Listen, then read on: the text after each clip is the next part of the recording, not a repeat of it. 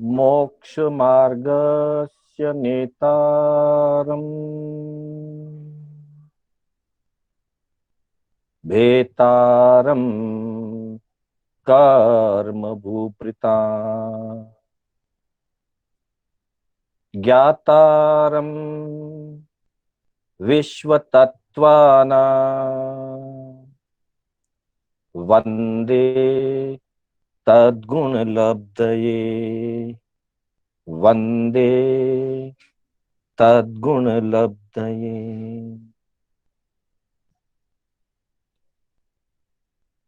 अनंत उपकारी आस्था के आयाम चरम तीर्थंकर श्रमण भगवान महावीर को वंदन। प्रभु की परंपरा में विचरण करने वाले समस्त चारित्र आत्माओं को वंदन करने के पश्चात उपस्थित सज्जनों,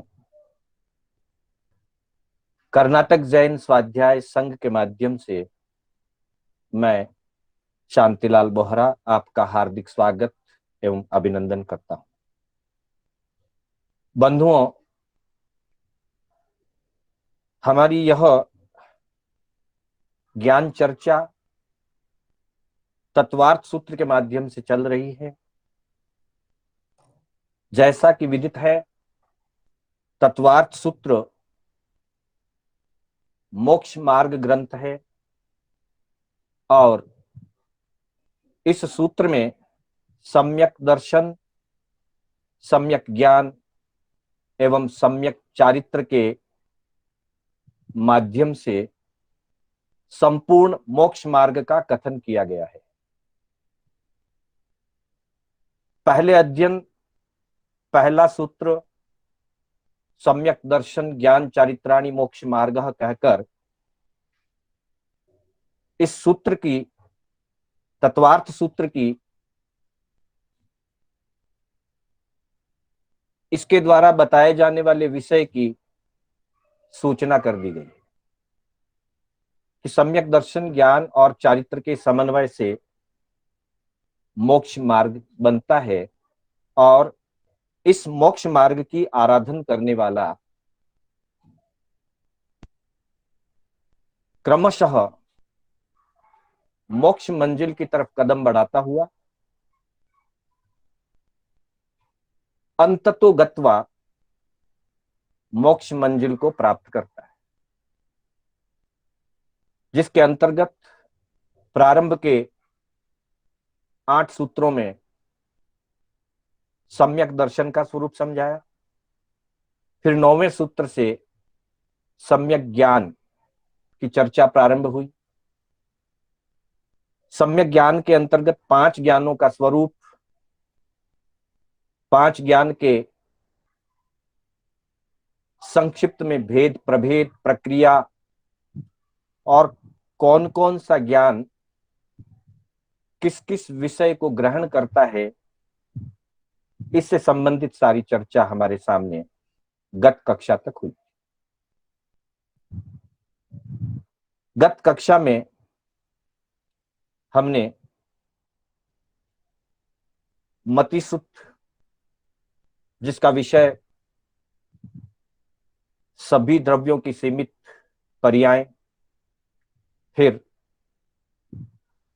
अवधि दर्शन का विषय समस्त रूपी पुद्गल,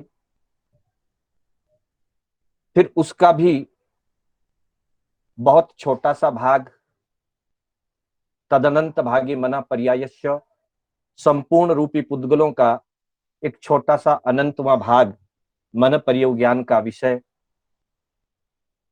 यहां एक बात ध्यान देने योग्य है कि जहां अवधि ज्ञानी संपूर्ण रूपी पुद्गलों को जानने, देखने की अवधि ज्ञान और अवधि दर्शन के माध्यम से क्षमता रखता है, तो फिर मन पर्यव ज्ञान जो मनोवर्गणाओं को, मनोगत वर्गणाओं की पर्यायों को जानता है, तो अवधि ज्ञानी भी संपूर्ण पुद्गल के अंदर मनोगत जो पर्याय है या मनोवर्गणा के पुद्गल है, उनको तो जानता ही है।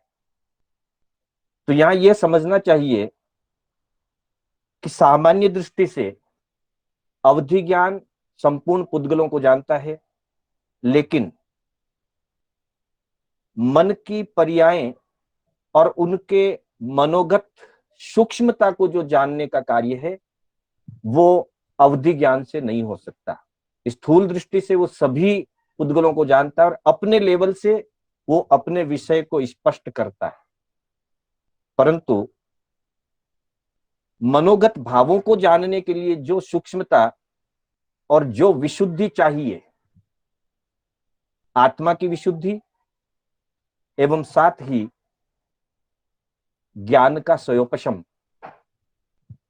वह ज्ञान का स्वयोपशम मनोगत भावों को जानने के लिए मन पर्योग ज्ञान में हो सकता है, अवधि ज्ञान में नहीं होता। इसको एक उदाहरण से हम जान सकते हैं कि जैसे एक सामान्य सर्जन होता है, वो सभी प्रकार के बीमारियों की जांच करता है और सभी प्रकार की बीमारियों के लिए सामान्य रूप से मेडिसिन देता है, ट्रीटमेंट करता है। लेकिन कोई कोई डॉक्टर जो अपने किसी पर्टिकुलर सब्जेक्ट में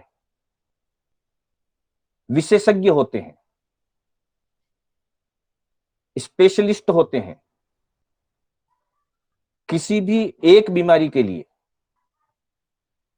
चाहे वह हार्ट रिलेटेड हो, ब्रेन रिलेटेड हो, यूं तो प्रारंभ में छोटे मोटे डॉक्टर भी हर चीज का दवा या इलाज देते हैं, लेकिन जब उस चीज की गहराई से, सूक्ष्मता से, माइन्यूटली ट्रीटमेंट करना हो तो एक्सपर्ट या स्पेशलाइजिस्ट ही काम आते हैं।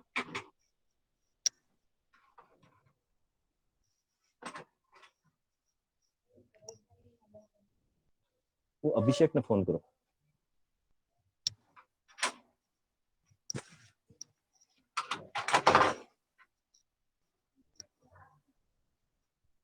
हाँ, माफ करना, थोड़ा सा बीच में डिस्टर्ब हो गया है। तो बंधुओं, हमारी चर्चा चल रही थी अवधि ज्ञान और मन पर्योग ज्ञान के संबंध में। तो हम समझ सकते हैं कि अवधि ज्ञान मनोवर्गना सहित सभी प्रकार के पुद्गलों को अपने लेवल तक जानता है और अवधि दर्शन से उसका विषय वो करता है, सामान्य और विशेष दोनों प्रकार का। लेकिन जाति स्मरण ज्ञान में सूक्ष्मता से, मन पर्योग ज्ञान में सूक्ष्मता से जो मनोगत पर्यायों के द्वारा मनोगत भावों को जानने का काम होता है, वह मन पर्योग ज्ञान के माध्यम से होता है। तो बंधुओं, ये चर्चा हमारी कल तक हुई थी, इसमें और एक विशेष बात ऐड करनी थी कि जाति अवधि ज्ञान और मन पर्याय ज्ञान की जो विशुद्धि या सूक्ष्मता की बात है वो कंपैरेटिवली है। वैसे अवधि ज्ञान भी अपने लेवल तक, जिस लेवल का जिसको अवधि ज्ञान उस लेवल तक उसकी भी अपनी विशेषता होती है, विशुद्धि होती है, सूक्ष्मता होती है, परंतु मन पर्योग ज्ञान की विशेषता कुछ अलग होती है, एक्स्ट्रा होती है। वो एक पर्टिकुलर मनोवर्गणा के पुद्गलों की ही बहुत अधिक सूक्ष्मता और बहुत अधिक विशुद्धि से वो बोध कर पाता है। और दूसरी बात, यह अवधि मन पर्योग ज्ञान जो है, जैसा कि अपनी कल और परसों चर्चा हुई थी कि मन पर्योग ज्ञान मात्र द्रव्य और भाव दोनों सहित, यानी कि भाव से चारित्र और अप्रमत्तता होनी जरूरी है, लेकिन व्यवहार से भी दीक्षा ग्रहण किए हुए स्वलिंगी होना जरूरी है। जैन दीक्षा ग्रहण किए हुए संयति द्रव्य और भाव से, दोनों से जो संयति है, ये मिनिमम योग्यता मन पर्योग ज्ञान के लिए बताई गई है, यह अत्यंत आवश्यक है। इसके बिना मात्र भावों से केवल ज्ञान तक की पात्रता या योग्यता हो सकती है, लेकिन जाति मन पर्योग ज्ञान की जो बात है वो द्रव्य से और भाव से दोनों से स्वलिंग होना आवश्यक है, अर्थात केवलियों के निर्देशानुसार संयम का स्वीकार और भावों में भी अंतर में भी संयम की भावना, निश्चय और व्यवहार दोनों अपेक्षा से संयम की आवश्यकता होती है। द्रव्य और भाव दोनों से स्वलिंगी होने पर ही मन प्रयोग ज्ञान प्राप्त हो सकता है। उसके आगे चल करके केवल ज्ञान तक की चर्चा अपनी हो चुकी थी। अब आगे एक प्रश्न खड़ा होता है, अबे मत कर रहे बे।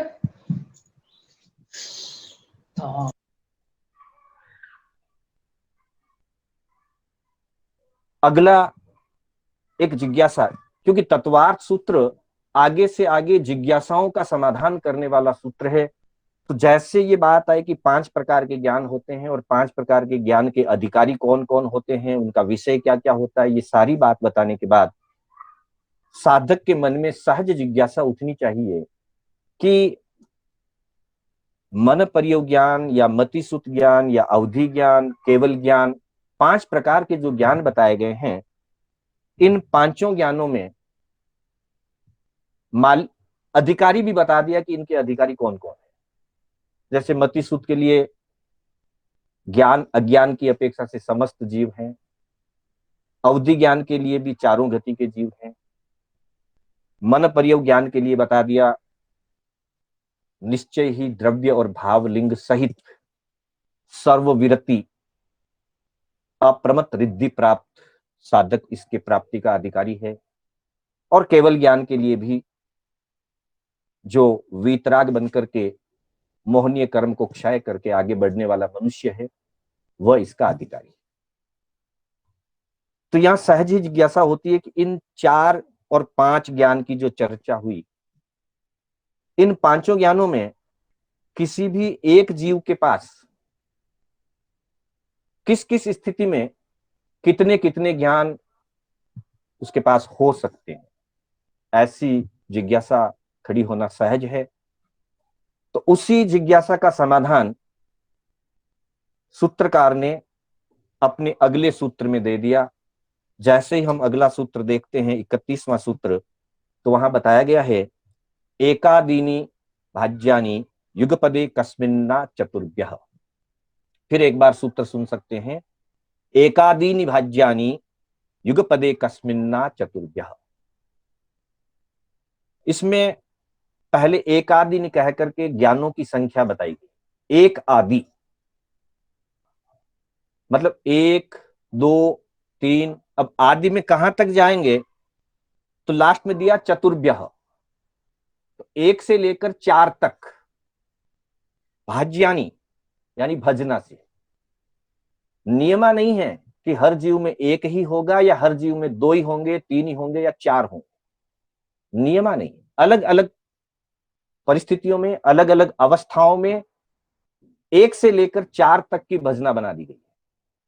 मतलब ऐसे संसार के समस्त जीवों को ज्ञान की अपेक्षा, सम्यक दृष्टि की अपेक्षा ही लें, अभी हम ज्ञान की अपेक्षा ही लें, अज्ञान को एक बार अलग रख दें, मात्र ज्ञान की चर्चा करें, सम्यक ज्ञान की चर्चा करें, तो संसार के जितने भी जीव हैं जो ज्ञान युक्त हैं, सम्यक ज्ञान युक्त हैं, उनके 4 विकल्प बन जाएंगे। कुछ ऐसे जीव हैं जिनमें 1 ज्ञान होता है, कुछ ऐसे हैं जिनमें 2 ज्ञान होते हैं, कुछ ऐसे जीव होंगे जिनमें 3 ज्ञान हो सकते हैं, और कुछ ऐसे जीव होंगे जिनमें 4 ज्ञान की सत्ता हो सकती है प्रकट रूप से। उपयोग हमेशा एट ए टाइम एक का ही होता है, ये बात ध्यान रखिएगा। यहां उपयोग की दृष्टि से नहीं है, उपलब्धि की दृष्टि से यह संख्या गिनाई गई। उपयोग किसी भी अवस्था में कोई भी जीव एक समय में एक ही उपयोग लगाएगा, 2 या 3 या 4 उपयोग लगते ही नहीं, एक समय मात्र में। सामूहिक रूप से हमको लगता है हम ये भी देख रहे हैं, वो भी देख रहे हैं, सुन भी रहे हैं, ये सामूहिक हो जाता है, असंख्यात समय मिल करके हो जाता है। लेकिन उपयोग एक समय में एक ही उपयोग लगता है, दो उपयोग नहीं लगते। लेकिन उपलब्धि की दृष्टि से इस संसार के समस्त ज्ञानी जीवों का अगर वर्गीकरण करें तो चार प्रकार के वर्ग बन जाएंगे। कुछ जीव ऐसे होंगे जिनमें एक ज्ञान का उपलब्ध एक ही ज्ञान है, कुछ ऐसे जीव होंगे जिनमें दो ज्ञान उपलब्ध है, कुछ ऐसे होंगे जिनमें तीन ज्ञान उपलब्ध है, और कुछ ऐसे होंगे जिनमें चार ज्ञान उपलब्ध है।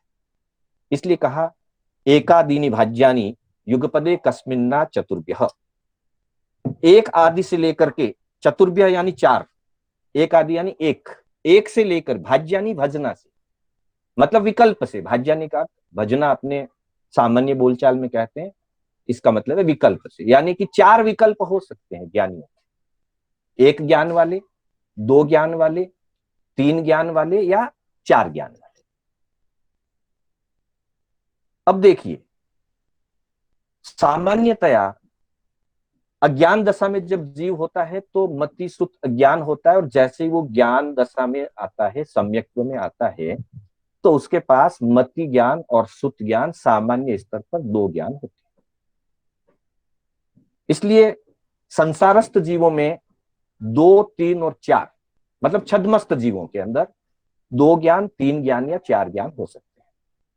जब दो ज्ञान होंगे तो मति ज्ञान और श्रुत ज्ञान होगा। कुछ ऐसे जीव हैं जिनमें मति ज्ञान और श्रुत ज्ञान की उपलब्धि है, मति ज्ञान और श्रुत ज्ञान का उनको संयोक्षम हो चुका है ज्ञान रूप। और अगर कुछ ऐसे जीव हैं, देव नरक में भी हैं, मनुष्य तिर्यंच में भी हो सकते हैं। कुछ ऐसे जीव होते हैं जिनमें मति ज्ञान श्रुत ज्ञान के साथ अवधि ज्ञान होता है। जैसे जितने भी देवता और नारकी जो सम्यक दृष्टि अवस्था में हैं, और एकांत सम्यक दृष्टि पांच उत्तर विमान के जो देव हैं, इन सभी जीवों में मति ज्ञान, श्रुत ज्ञान और अवधि ज्ञान उपलब्धि के रूप में रहता है। फिर उपयोग जिस समय जिस ज्ञान की जरूरत है उस समय उसका उपयोग लगाए। पर उपलब्धि रूप में आत्मा में तीन ज्ञान सम्यक दृष्टि के अंदर हो सकते हैं। सम्यक दृष्टि देवों में तो होते ही हैं, देवों और नारकियों में, मनुष्यों में भी हो सकते हैं।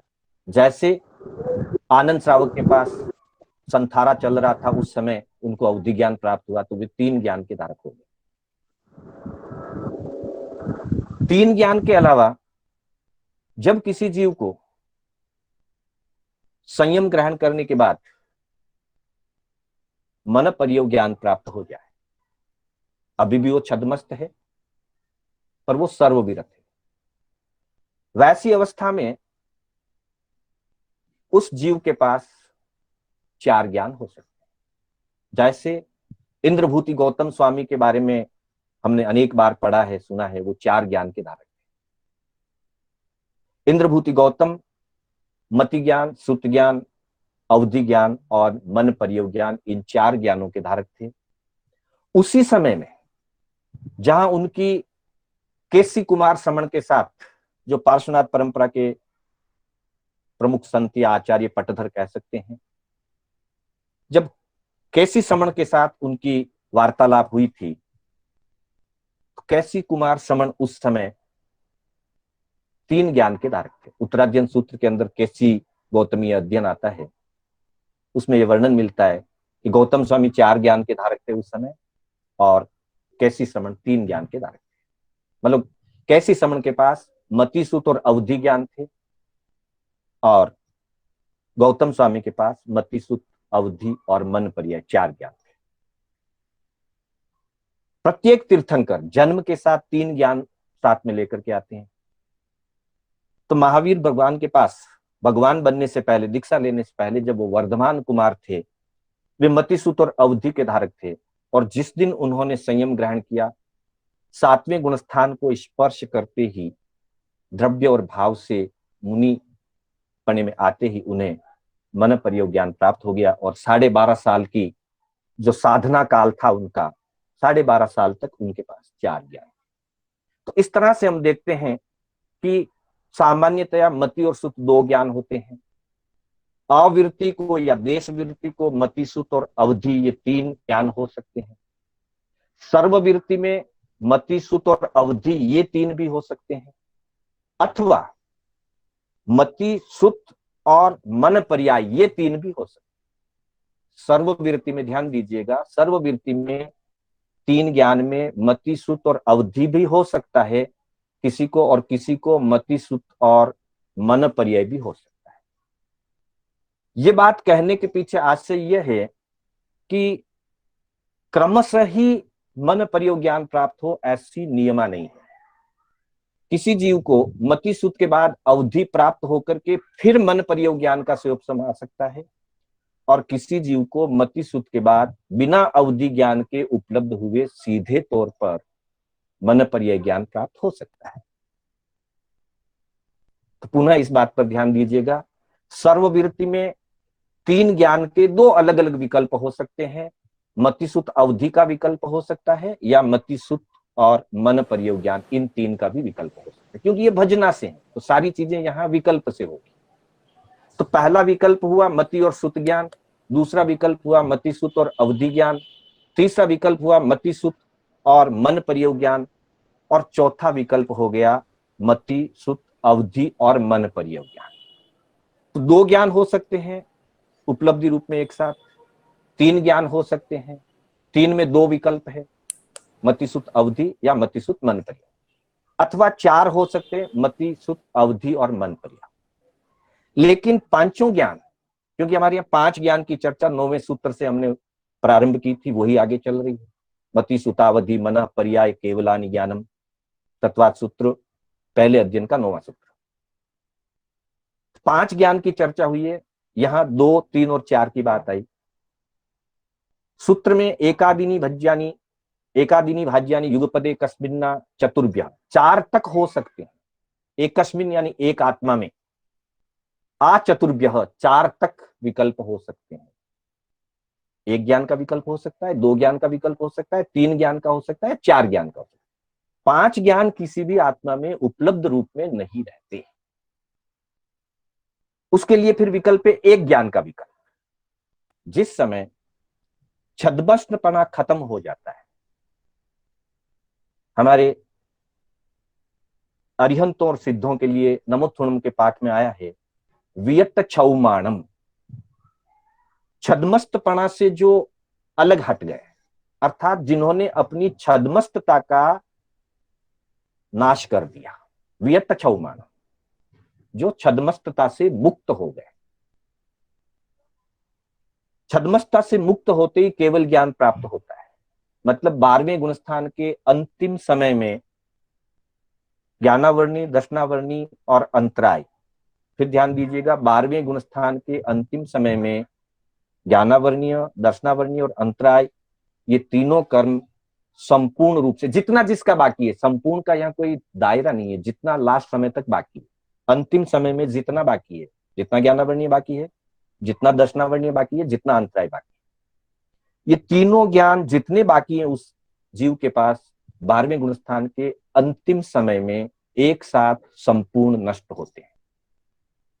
और 13वें गुणस्थान के प्रथम समय से वो सर्वज्ञ सर्वदर्शी बन जाते हैं, केवल ज्ञान, केवल दर्शन प्राप्त हो जाता है। हमारी चर्चा अभी दर्शन की नहीं चल रही है, सिर्फ ज्ञान की चर्चा चल रही है। तो जैसे ही छद्मस्तता नष्ट होती है, वियत क्षौमाणम विशेषण जब प्रयुक्त हो जाता है, उसकी योग्यता में जब जीव आ जाता है, तो उनको केवल ज्ञान प्राप्त हो जाता है। और जब केवल ज्ञान प्राप्त होता है तो वह एक ही रहता है।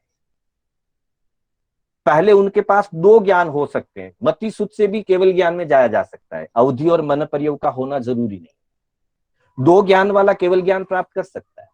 जैसे मरुदेवी माता प्रभु के समोषण को देखते ही उनकी भावनाएं उत्कृष्ट हुई और वे सम्यक्त्व के साथ मति, सुत में प्रविष्ट हुए और धारा आगे बढ़ी। विशेष कोई सुत ज्ञान भी विशेष नहीं था, और वहां अवधि ज्ञान, मन पर्याय ज्ञान का भी कोई वर्णन नहीं मिलता है, तो मति, सुत से सीधे वो केवल ज्ञान में प्रवेश करें।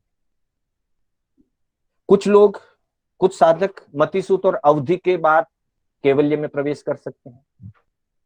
कुछ साधक मति, सुत, अवधि और मन पर्याय, इन चारों ज्ञानों को धारण करने के बाद, चारों ज्ञानों को उपलब्ध होने के बाद अंत में केवल ज्ञान में प्रवेश कर सकते हैं। पर जैसे ही केवल ज्ञान का प्रकटीकरण होगा, केवल ज्ञान जब उपलब्ध होगा, उस समय अगर कोई 2 ज्ञान वाला था लास्ट मोमेंट तक, या 3 ज्ञान वाला था, या 4 ज्ञान वाला था, अब वो 1 ज्ञान वाला रह जाएगा।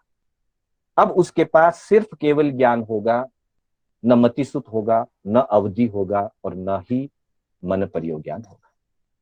इसलिए 1 से लेकर 4 के विकल्प बता दिए गए।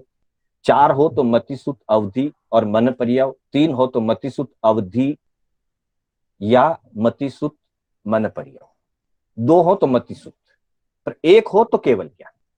हालांकि सबसे बाद में केवल ज्ञान आता है, पर संख्या की दृष्टि से 1, 2, 3, 4 की बात बता दी गई है।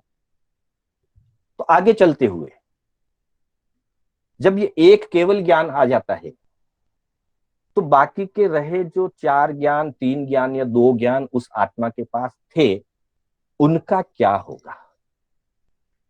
इसकी चर्चा करते हुए स्पष्ट रूप से कहा गया है कि ये चारों ही ज्ञान सयोपशम जन्य ज्ञान होते हैं, और सयोपशम जन्य ज्ञान होने के नाते, और केवल ज्ञान क्योंकि साइक ज्ञान होता है, तो एक ही चीज में ज्ञानावर्णीय कर्म की अपेक्षा से ही ये 4 ज्ञान सयोपशम जन्य ज्ञान है।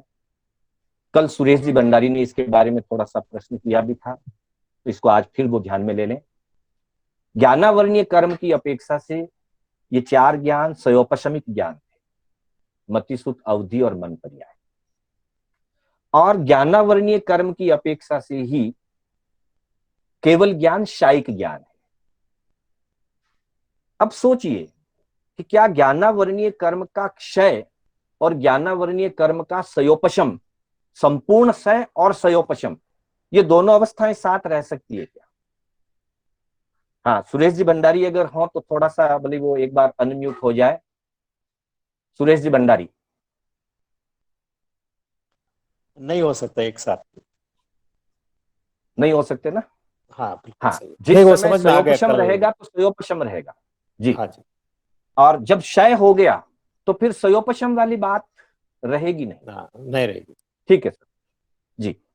तो बताया गया है कि जैसे ही केवल ज्ञान प्राप्त होता है, उसके जस्ट बिफोर, मतलब ये साइमल्टेनियसली होता है, हम कहते हैं जस्ट बिफोर, जैसे ही ज्ञानावर्णीय कर्म का अंतिम दलिक, ज्ञानावर्णीय कर्म के जितने भी दलिक हैं, घटते घटते घटते आगे बढ़ा जीव, अंतिम दलिक का क्षय हुआ, उसको आत्यंतिक क्षय कहते हैं। ऐसा क्षय हो गया, अब नया तो बनने वाला नहीं है, संपूर्ण क्षय या आत्यंतिक क्षय। उसी क्षण उस जीव को केवल ज्ञान की प्राप्ति हो जाए। अब आत्यंतिक क्षय हो गया यानी संपूर्ण क्षय हो गया, इसलिए सयोपशम वाली दशा रही ही नहीं।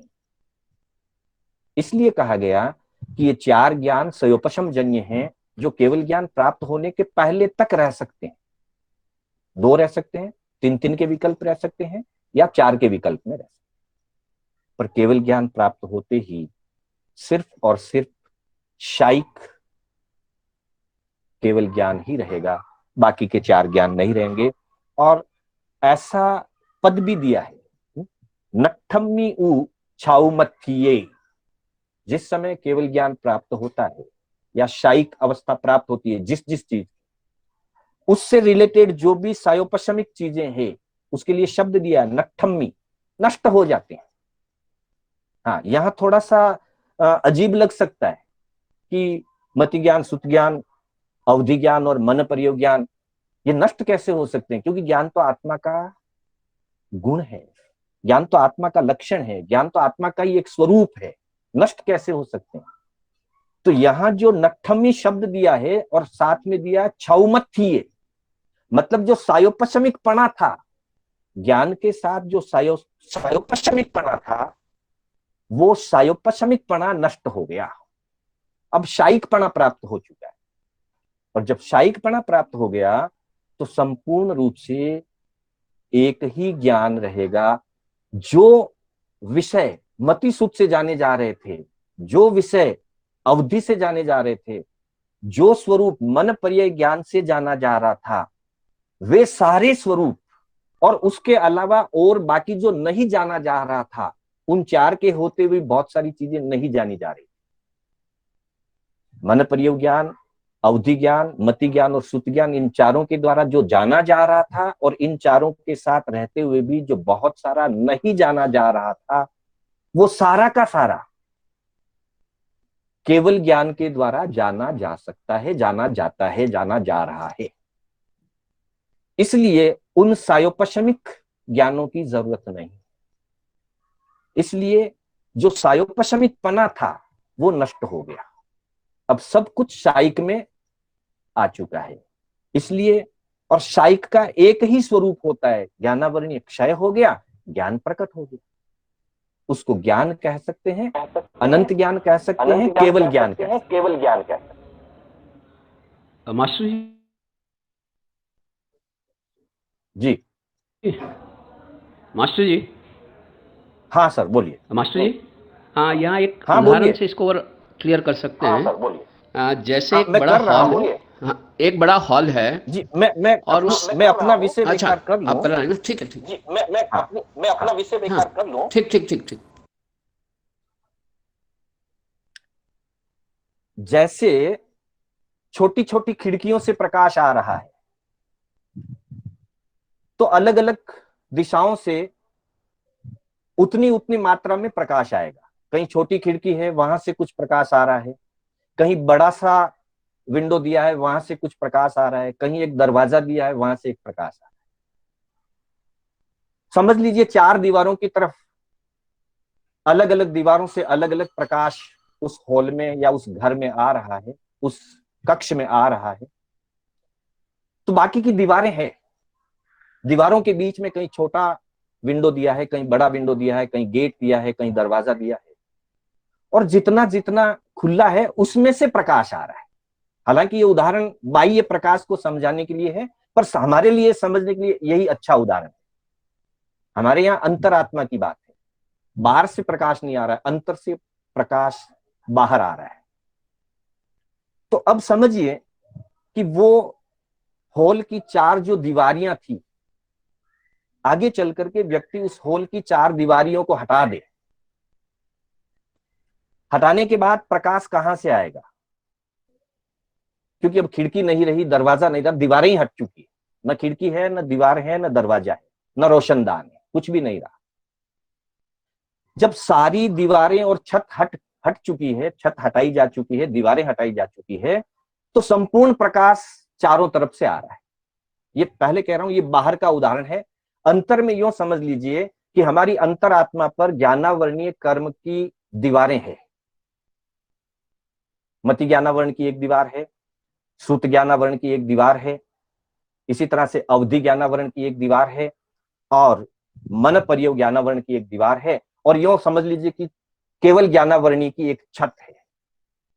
छत में खिड़की नहीं है, पर बाकी चार दीवारों में कहीं छोटा, कहीं बड़ा विंडो है, कहीं रोशनदान है और कहीं गेट है।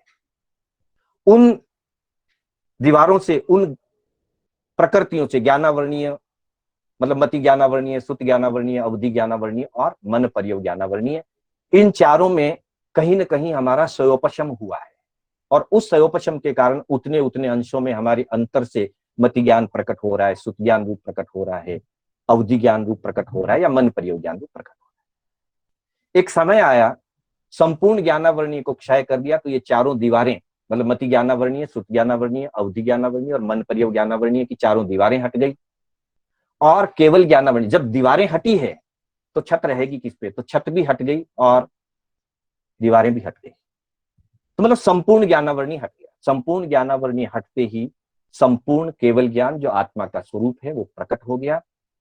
अब जो ज्ञान जितना सा मति ज्ञान से जानते थे वो भी इस केवल ज्ञान के अंदर गर्भित है, श्रुत ज्ञान से जो जानते थे वो भी केवल ज्ञान में गर्भित है, अवधि ज्ञान या मन पर्यव ज्ञान से जो साधक उतना उतना जान रहा था, केवल ज्ञान होने के बाद वो ज्ञान का प्रकाश भी उसमें गर्भित है, समाहित है।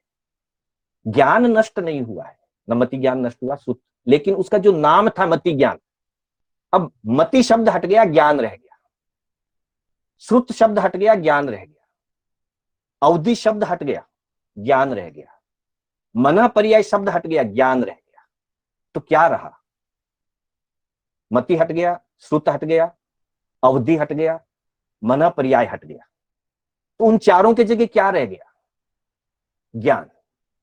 पांचवा भी क्या है? ज्ञान। मतलब ज्ञान रह गया। ज्ञान का जो सायोपशमिक रूप था, मति ज्ञान, सुत ज्ञान, अवधि ज्ञान, मन परियोग ज्ञान, वो दीवारें हट गई, इसलिए उनका वो स्वरूप खत्म हो गया। मति ज्ञानपना खत्म हो गया, ज्ञान खत्म नहीं हुआ। श्रुत ज्ञानपना खत्म हो गया, ज्ञान खत्म नहीं हुआ। श्रुतपना खत्म हो गया, अवधिपना खत्म हो गया, और मन परियोगपना खत्म हो गया, ज्ञान रह गया, सिर्फ ज्ञान रह गया। इसलिए उस पांचवें स्वरूप को, उस पांचवें प्रकट स्वरूप को केवल ज्ञान कह दिया। अब वो मति ज्ञान नहीं है, अब वो श्रुत ज्ञान नहीं है, अब वो अवधि ज्ञान या मन परियोग ज्ञान नहीं है, अब वो आत्मा का सहज प्रकट रूप ज्ञान है, इसलिए उसको केवल ज्ञान कह दिया। तो इस तरह से एकादिनी भाज्यानि के अंतर्गत ये बताया गया कि जीव के अंदर एक से लेकर के 1, 2, 3 या 4 तक विकल्प होते हैं, लेकिन विकल्पों का प्रारंभ जो होता है वो 2 से होता है। पहले 2 होते हैं, फिर 3 हो सकते हैं, फिर 4 हो सकते हैं। फाइनल जो आएगा वो 1 होगा। 1 अंत में आता है, पहले 1 नहीं आएगा।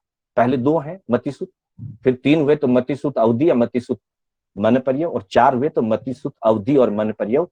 और जिस समय संपूर्ण ज्ञानावरणीय क्षय हो गया तो एक का विकल्प हो गया। इसलिए आज भी हम देखेंगे कुछ जीव केवल ज्ञान युक्त हैं, वो 1 ज्ञान के विकल्प वाले हैं। जो सामान्य मतिसुत के धारक हैं वो 2 ज्ञान के विकल्प वाले हैं। देवगति के देव जो सम्यक दृष्टि देव हैं वो मतिसुत और अवधि ज्ञान के धारक हैं। मनुष्य और तिर्यंचों में भी ऐसा विकल्प हो सकता है। और जो सर्ववीरति रिद्धि संपन्न मन परियोग ज्ञान के धारक हैं वो 4 ज्ञान वाले विकल्प वाले जीव हैं, और जो केवली हैं वो 1 ज्ञान के विकल्प वाले। जैसे ज्ञान में ये विकल्प दिए, सूत्र में तो अलग से नहीं बताया, लेकिन समझने के लिए अज्ञानियों, ये ज्ञानियों के विकल्प है। 4 ज्ञान, 3 ज्ञान, 2 ज्ञान या 1 ज्ञान। वैसे ही अज्ञान, जो जीव सम्यक दृष्टि नहीं है उनमें भी तो ज्ञानावरणीय का संयोपसम तो है, और ज्ञानावरणीय के संयोपसम के आधार पर उनमें भी कुछ अज्ञान होते हैं। वैसे अपने 3 अज्ञान बताए गए हैं, तो उनमें 2 विकल्प होते हैं। कुछ जीव मति सुत अज्ञान के धारक होते हैं, उनमें मति अज्ञान और सुत अज्ञान होता है। और कुछ जीव 3 अज्ञान के धारक, वहां 2 ही विकल्प मिलेंगे, 2 अज्ञान का विकल्प या 3 अज्ञान का विकल्प। ज्ञान में 4 विकल्प है, 4 ज्ञान का विकल्प है, 3 ज्ञान का विकल्प है, 2 ज्ञान का विकल्प है और 1 ज्ञान का विकल्प है।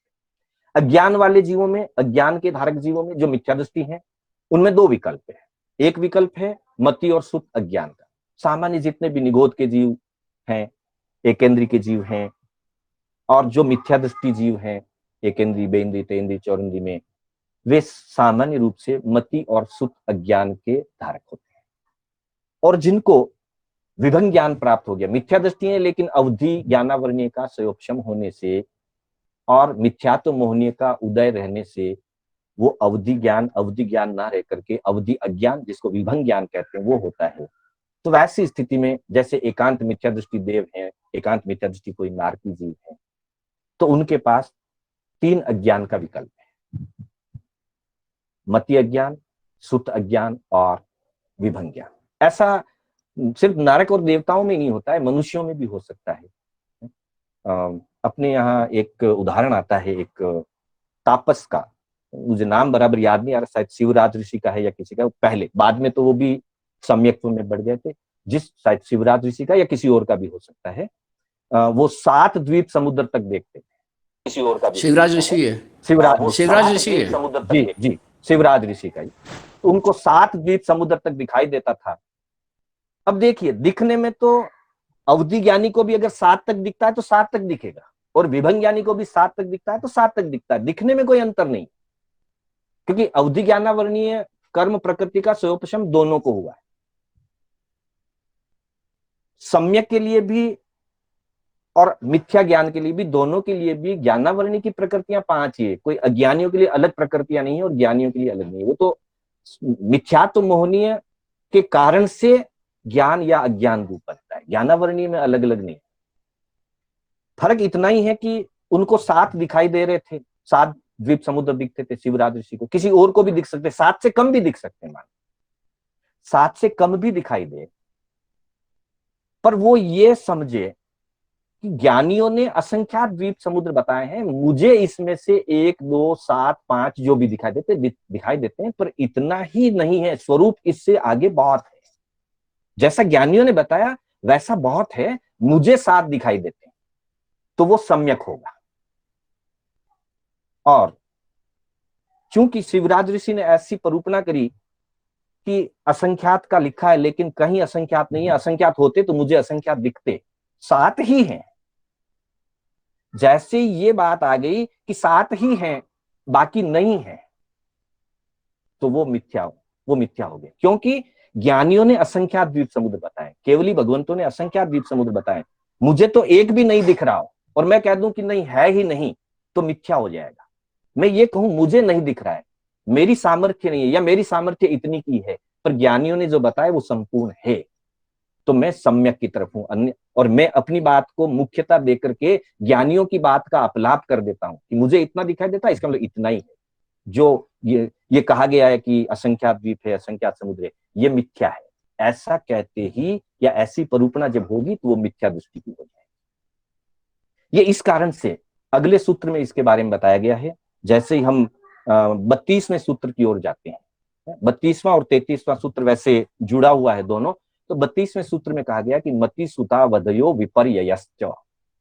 मति, सुत और अवधि, ऊपर हमने ज्ञान की चर्चा कर ली, अब इसमें बताया जा रहा है कि मति, सुत और अवधि जो ज्ञान है, इनके विपर्यय भी होते हैं। विपर्यय का मतलब इनके विपरीत भी होते हैं। विपरीत होने का मतलब है कि ज्ञान का विपरीत अज्ञान, तो मति ज्ञान का विपरीत मति अज्ञान, सुत ज्ञान का विपरीत सुत अज्ञान, और अवधि ज्ञान का विपरीत अवधि अज्ञान। भाषा की दृष्टि से उसे विभंग ज्ञान कहा गया है, वो अवधि अज्ञान, अवधि ज्ञान का ही विपरीत है विभंग ज्ञान। तो इस सूत्र में बताया गया है कि विपर्ययश्च, ये 3 जो ज्ञान है इनके विपर्यय भी होते हैं। अब देखिए, चौथे ज्ञान का कोई विपर्यय नहीं है, क्योंकि वो विशिष्ट ही है। वो सम्यक दृष्टि, सर्वविरति, अप्रमत्त, रिद्धि संपन्न को ही प्राप्त होता है। जो अपनी चर्चा चली ना, रिजुमति प्रतिपाती भी हो सकता है, गिर सकता है, क्यों गिरेगा? ज्ञानावरणीय कर्म का सेयोपशम कम हो जाए ये अपनी जगह सही है, लेकिन मूलतः जिस समय किसी जीव के संक्लेश बढ़ते हैं और चारित्र पर्याय घटने लगती है, जब चारित्र पर्याय घटने लगेगी, संक्लेश बढ़ेगा, तो घाती कर्मों के आवरण बढ़ते जाएंगे। मोहनीय का आवरण भी बढ़ेगा, ज्ञानावरणीय, दर्शनावरणीय और अंतराय का भी आवरण बढ़ेगा। तो चारित्र का पालन करते हुए अगर शुद्धि कम हो जाएगी और वे इतने मलिनता में आ जाएं कि निश्चय में उनका संयम घात हो गया, तो निश्चित रूप से संयम घात होने के साथ ही मन प्रयोग ज्ञान भी लुप्त हो जाएगा, क्योंकि वो ठहरता ही नहीं, छठे गुणस्थान के नीचे ठहरता ही। पर यह जरूरी नहीं है कि सभी जीवों के जो मन प्रयोग ज्ञान लुप्त होवे प्रतिपाती रूप में, वो संयम के घात होने से हो, ऐसा जरूरी नहीं। कुछ जीवों के कम संक्लेश हुआ लेकिन मन प्रयोग ज्ञानावरण का आवरण बढ़ गया और मन प्रयोग ज्ञानावरण विपुलमति नहीं था, रिजुमति था, वापिस चला जाएगा। लेकिन अगर संक्लेश बढ़ा और संयम पर्याय से जीव विचलित हो गया अंतर से, निश्चय से, तो उसी क्षण मन प्रयोग ज्ञान का भी चले जाना तय है। मन प्रयोग ज्ञान संयम पर्याय के बिना नहीं रहता है, इसलिए मिथ्या दृष्टि को रहने का सवाल ही नहीं है। इसलिए 3 ज्ञान के ही अज्ञान के भेद बताए गए हैं, विपरीत भेद। मति, सुता, वधयो विपर्ययश्च। मति, सुत और अवधि, ये 3 ही ज्ञान विपर्यय होते हैं। केवल ज्ञान तो वैसे ही मोहनीय कर्म का और ज्ञानावरणीय आदि कर्मों का संपूर्ण क्षय होने के बाद प्राप्त होता है, चारों घाती कर्मों के संपूर्ण क्षय होने पर प्राप्त होता है, इसलिए उसकी तो केवल चर्चा करने की आवश्यकता नहीं। पर मन प्रयोग ज्ञान का भी विपरीत ज्ञान नहीं होता है, 3 ज्ञान का विपरीत होता है। विपरीत क्यों होता है उसकी चर्चा 33वें सूत्र में की गई है। सद सतो रविशेषाद्योपलब्धे रुन्मत्वत्, क्रम प्राप्त 33वां सूत्र। 32वें में कहा कि मति, सुत और अवधि ये विपर्यय हो सकते हैं। क्यों विपर्यय होंगे उसका कारण दिया अगले सूत्र के अंदर कि जैसे ही कोई जीव सत और असत इसका विवेक खो देता है, सत और असत की विशेषताएं क्या है, उस विशेषता से जब वो शून्य हो जाता है और उस शून्यता के कारण से ज्ञान की अपेक्षा मोहनीय का दबाव बढ़ने से वह उन्मत्त मत व्यवहार करने लगता है। यद्रोचुपलब्धे रुन्मत्त, मतलब जब जीव के मोहनीय कर्म का उदय भारी हो जाए और मिथ्यात्व मोहनीय प्रकट रहे, अनादिकाल से तो प्रकट रहता ही, अनादिकाल से हर जीव अज्ञान से ही युक्त होता है, मति और सुत अज्ञान से युक्त होता है। आगे चल करके वो 3 अज्ञान में प्रवेश कर सकता है अथवा मोहनीय कर्म का सेवक्षम करके सम्यक प्राप्त करके 2 ज्ञान में प्रवेश कर सकता है। अनादिकाल से कोई भी जीव सम्यक दृष्टि नहीं होता है, मिथ्या दृष्टि होता है, इसलिए अज्ञानी होता है। तो मोहनीय कर्म का उतना उदय है कि उस कारण से उसे सत असत का विवेक नहीं पता चलता, वो सत और असत में सही निर्णय नहीं कर पाता है। तीव्र राग के कारण, तीव्र द्वेष के कारण वो आत्मबोध जागृत नहीं कर पाता है, इसलिए वो मिथ्या दृष्टि बना रहता है। तब तक उसके तीनों ज्ञान, अगर 2 प्रकट है तो 2 अज्ञान रहेंगे, 3 है तो 3 अज्ञान रहेंगे। कदाचित कोई जीव सम्यक तो प्राप्त कर चुका, उसके पास 2 या 3 ज्ञान हो सकते हैं, मतिसुत भी हो सकता है, मतिसुत अवधि भी हो सकता है। मोहनीय कर्म का प्रभाव बढ़े, साइक संकेत आने के बाद तो जाती नहीं, लेकिन उसके पहले की संकेतें बदलती है और मिथ्यात्व में भी जाता है। इसलिए उसको अगर मोहनीय कर्म का प्रभाव बढ़े, अनंतानुबंधी कषाय उदय आ जाए या मिथ्यात्व मोहनीय उदय आ जाए, तो जैसे ही मिथ्यात्व मोहनीय का उदय आएगा उसी क्षण उस जीव के पास जो 3 ज्ञान या 2 ज्ञान थे वे विपर्यय हो जाएंगे। 2 थे तो 2 अज्ञान हो जाएंगे और 3 ज्ञान थे तो 3 अज्ञान।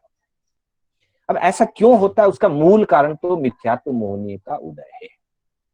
इसलिए कह दिया सत सतोर विशेषात, सत और असत की विशेषता का जो भान नहीं कर सकता और उसके कारण से यदृच्छ उपलब्धे उन्मत्तवत्, जीव शराब पिए हुए शराब के नशे में जैसे बेभान होता है, वैसे ही मोहनीय कर्म की भारी उदय स्थिति में वो बेभान हो जाता है और बेभान होने के कारण या तो अनादिकाल से है तो बेभान रहता है और परिवाही सम्यक दृष्टि है तो बेभान हो जाता है। बेभान हो जाने के कारण वो सम्यक निर्णय नहीं कर पाता, वो सही को सही और गलत को गलत रूप में नहीं समझ पाता। वो कई जगह सही को गलत मान लेता है और कई जगह गलत को सही मान लेता है। ऐसी स्थिति के कारण से उसका ज्ञान अज्ञान हो जाता है। जैसे अभी अपने चर्चा की, देखने के लिए तो शिवराज ऋषि भी 7 द्वीप समुद्र देखते हैं, देखने में कोई फर्क नहीं, लेकिन उनकी जो दृष्टि है वो दृष्टि है कि मुझे 7 दिखते हैं, मतलब 7 ही हैं। अब उन्होंने सत का निषेध कर दिया। सत का मतलब अस्तित्व, अस्तित्व असंख्यात द्वीप समुद्र का है, पर उनके राग आदि तीव्रता, अपने ज्ञान के प्रति अहंकार, कुछ भी कह लें, उस राग आदि की तीव्रता से उन्होंने ऐसा निर्णय कर लिया कि 7 ही हैं, आगे नहीं है। तो आगे नहीं है कह करके उन्होंने सत का निषेध कर दिया, और सत का निषेध कर दिया तो वे मिथ्या दृष्टि है, इसलिए उनका अवधि ज्ञान विभंग ज्ञान कहा गया। ऐसा मतिसुत के लिए भी हो सकता है। भगवान महावीर के पास अनेक पुरुषों ने, महिलाओं ने दीक्षा ली थी, उसमें से जमाली भी एक थे। निश्चित ही जब प्रभु से दीक्षा ग्रहण की तो वे सम्यक दृष्टि होंगे, निश्चित होंगे, और सर्ववीर्तिपणे में आए तब वो सम्यक के साथ, मतलब उस समय उनमें सम्यक ज्ञान दर्शन चारित्र की आराधना चल रही। एक चीज उदाहरण आता है, वो चल माने चलिए, कड़ माने कड़िए, एक सिद्धांत है, हम ज्यादा उसकी चर्चा नहीं करेंगे, बस इतना सा समझ लें कि एक भगवान का एक सिद्धांत उनको समझ में नहीं आया, और समझ में नहीं आने के कारण उन्होंने कहा कि भगवान का यह सिद्धांत ठीक नहीं है। बंधुओं, एक बात ध्यान रखिएगा, भगवान की बहुत सारी चीजें, बहुत सारे गूढ़ रहस्य, आगम की बहुत सारी गूढ़ बातें हमारी मोटी बुद्धि में नहीं पकड़ में आती। हमारा संयोजन बहुत कम है, बहुत छोटा है, बहुत सारी चीजें हमें समझ में नहीं आ सकती। लेकिन श्रद्धा से उसको अगर हम स्वीकार करते हैं, भाई चाहे मुझे समझ में आया नहीं आया, लेकिन जो ज्ञानियों ने कहा है वो सत्य है। तमेव सत्यम निसंकम जम जिनेहिम पवेय्यम, जो भी जिनेश्वरों के द्वारा प्ररूपित है वो निश्चित ही सत्य है और निसंक है। ऐसी श्रद्धा लेकर के, और हमें न समझ में आने वाली बात को भी श्रद्धा से स्वीकार करते हैं, करना चाहिए और करते ही रहना चाहिए। तब तक हम सम्यक हैं, हम सम्यक दृष्टि हैं। और हजार चीजें हमें समझ में आई, एक चीज भी नहीं समझ में आई और हमने कह दिया कि ये हजार बातें तो भगवान की सही है, लेकिन भगवान की ये एक बात ठीक नहीं। जैसे ऐसा परिणाम हुआ, हम निश्चित रूप से मिथ्यात्वी हो जाए। हमारी क्या इतनी शक्ति और सामर्थ्य है कि हम केवल ज्ञानियों की बात का सही और गलत का निर्णय कर सकें कि ये सही है और ये गलत है? ऐसा सामर्थ्य हमारा कहां है? हम यही कह सकते हैं कि ज्ञानियों ने जो भी मार्ग दिया, जो कुछ बताया, वो निश्चित रूप से सत्य है। मुझे जितना समझ में आया ठीक है, मैं और समझने का प्रयास करूंगा, नहीं समझ में आया तो और गहराई में जाने की कोशिश करूंगा। जितना मेरा सक्षम होगा मैं जानने की कोशिश करूंगा, विशिष्ट ज्ञानियों से पूछ करके जानने की कोशिश करूंगा। लेकिन ज्ञानियों ने जो फरमाया है वो सत्य है। तमेव सत्यम निसंकम जम जिनेहिम पवेय्यम, ये सम्यक दृष्टि की पहली पहचान है। लेकिन जब विपर्य की तरफ जाता है, रागादि की तीव्रता से, अपने अहंकार से, मोहनीय कर्म के उदय के कारण जब वो विपर्य की तरफ जाता है, तो तीन प्रकार की, विपर्य का मतलब विपरीतता। वैसे तो किसी भी चीज में, किसी भी प्रकार की ज्ञानियों के विरुद्ध जो बात कही जाएगी, ज्ञानियों के विरुद्ध श्रद्धा जो मान्यता की जाएगी, वो सारा विपरीत है। अपेक्षा से समझने के लिए तीन प्रकार की विपरीतता का वर्णन ग्रंथों के अंदर देखने में मिलता है। और भी अनेक हो सकते हैं, पर अपेक्षा से दिया। जैसे एक दिया कारण विपरीतता, दूसरा दिया स्वरूप विपरीतता, और तीसरा दिया भेदा भेद विपरीतता। वापस ध्यान दीजिएगा, इस सूत्र के संदर्भ में, विपर्ययश्च के संदर्भ में तीन प्रकार की विपरीतता की बात कही। कारण विपरीतता, जो कार्य, जो साधना जिस कारण के लिए की जाती है, उसको अगर विपरीत कारण से करते हैं और वैसी मान्यता करते हैं, वैसी श्रद्धा करते हैं, तो वे कारण विपरीतता है। मोटे तौर पे मैं ले रहा हूं, वैसे निश्चय में तो मिथ्यात्व, मोहनी और अनंतानुबंधी कषाय के उदय के कारण से ही विपरीतता आती है। तो कारण, सम्यक दर्शन, ज्ञान, चारित्र की जो आराधना है या धर्म की जो आराधना है, वो कर्मों की निर्जरा के लिए और आत्मा की उज्जवलता के लिए। लेकिन अगर कोई व्यक्ति इन साधना के माध्यम से भौतिक उपलब्धि सहज में पुण्योदय के कारण होती है, वो अलग बात है, नहीं होती ऐसी बात नहीं। पुण्य के निमित्त से धर्म के साथ जो पुण्य बंधता ही है, उस पुण्य के कारण से भौतिक उपलब्धियां होती, लेकिन साधना भौतिक उपलब्धियों के लिए नहीं है। जब साधना उस प्रकार से, तो कारण बदल गया। कारण था आत्मा की पवित्रता, और हमने कारण बदल दिया, हमने अपनी मान्यता बदल दी, तो ये भी एक कारण विपरीतता का कारण होता है। ये कारण विपरीतता। दूसरा बताया गया है स्वरूप विपरीतता। जिस वस्तु का जैसा स्वरूप है, जिस तत्व का जो स्वरूप है, अगर हम विपरीत स्वरूप को श्रद्धा करने लग जाए, जैसा है जीव को अजीव सदे, मतलब जीव का स्वरूप जहां है वहां अजीव समझना शुरू कर दें, या अजीव का स्वरूप जहां है वहां जीव समझना शुरू कर दें, अथवा धर्म में अधर्म की श्रद्धा शुरू कर दें, अधर्म में धर्म की श्रद्धा शुरू कर दें, तो यह स्वरूप विपरीतता है। जैसे मूर्ति और भगवान, दोनों अलग अलग चीज है। मूर्ति भगवान का परिचय रूप स्थापना निक्षेप हो सकता है, उसमें कोई एतराज नहीं है, लेकिन मूर्ति को हम भगवान मान लें तो ये स्वरूप विपरीतता होगी। मूर्ति मूर्ति है, मूर्ति भगवान नहीं। अथवा दूसरे दृष्टि से 18 दोषों से रहित जो होते हैं वो अरिहंत भगवान होते हैं। 18 दोषों से युक्त में हम भगवान की मान्यता करने लग जाए तो ये स्वरूप विपरीतता होगी, और स्वरूप विपरीतता के कारण हमारी मान्यता मिथ्या मान्यता हो जाएगी, हमारा दर्शन मिथ्या दर्शन हो जाएगा, तो ज्ञान भी विपर्यय हो जाएगा। मति ज्ञान मति अज्ञान हो जाएगा, सुत ज्ञान सुत अज्ञान हो जाएगा, और अवधि ज्ञान अवधि अज्ञान यानी विभन ज्ञान। तो पहला बताया कारण विपरीतता, दूसरा बताया स्वरूप विपरीतता, और तीसरा बताया भेदाभेद विपरीतता। किन किन चीजों में भेद स्वरूप है और किन किन में अभेद स्वरूप है, उसमें अगर हम गलती कर जाएंगे, जैसे आत्मा और शरीर, इनमें भेद है। मैंने क्या कहा कि जीव जब भेद विज्ञान कर लेता है तो सम्यक दर्शन प्राप्त होता है, लेकिन यहां अगर ये भेद को नहीं समझे कि शरीर और आत्मा एक ही है, स्वेगडांग सूत्र के अंदर जहां अन्य दर्शनों की चर्चाएं हुई है वहां पर एक आता है तज्जीव तत्शरीरवादी दर्शन।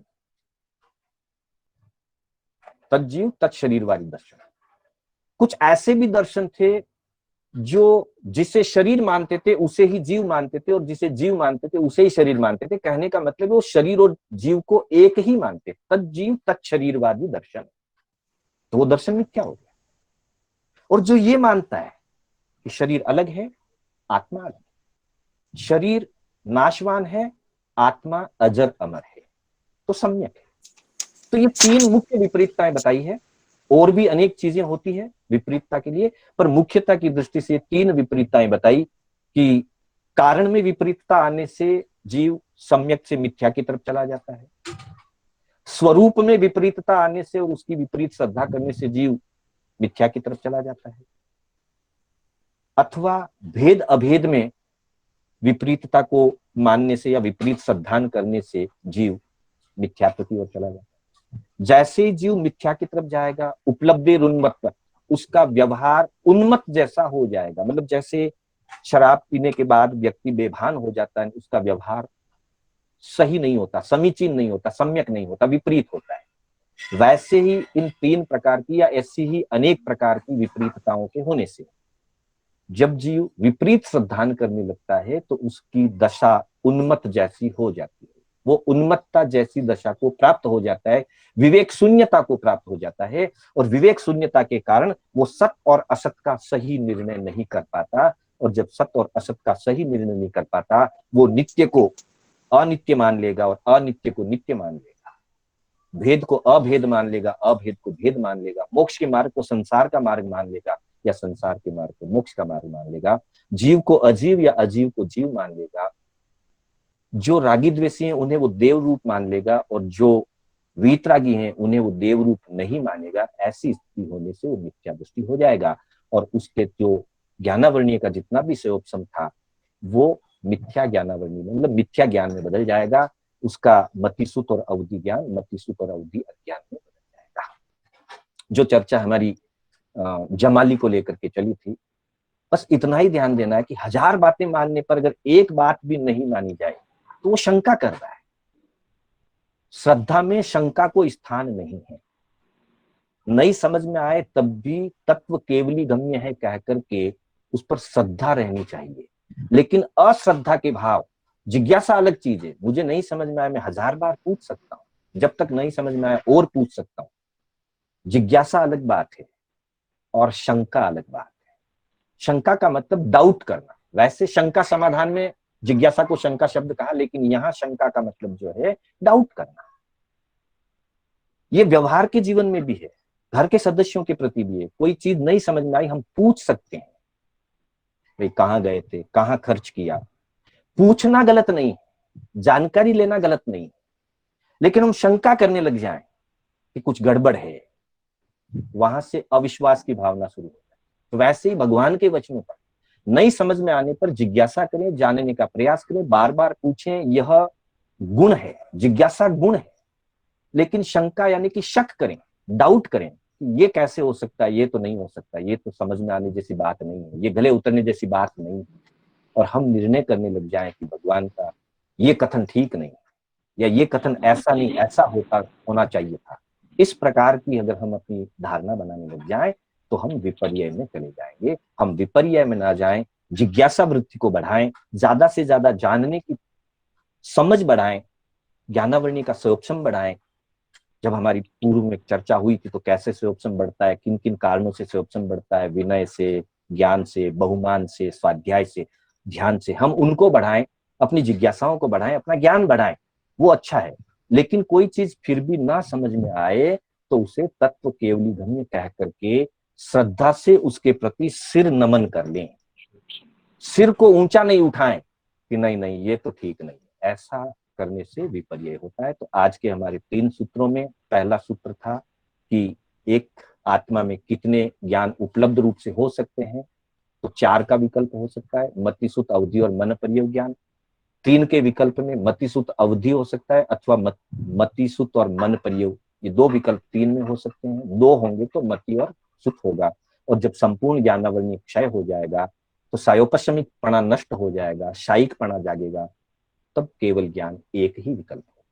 फिर आगे चलते हुए कहा कि मतिसुत और अवधि जो है वो मिथ्यात्व के कारण से, सत्य और असत का निर्णय नहीं कर पाने के कारण से, उन्मत्तता के कारण से, मोहनीय के तीव्र उदय, तीव्र रागद्वेष के कारण से विपर्य हो सकते हैं। और जब वो विपर्य हो जाते हैं तो वो मति अज्ञान, सुत अज्ञान और विभन ज्ञान के रूप में या अवधि अज्ञान के रूप में बदल जाता है।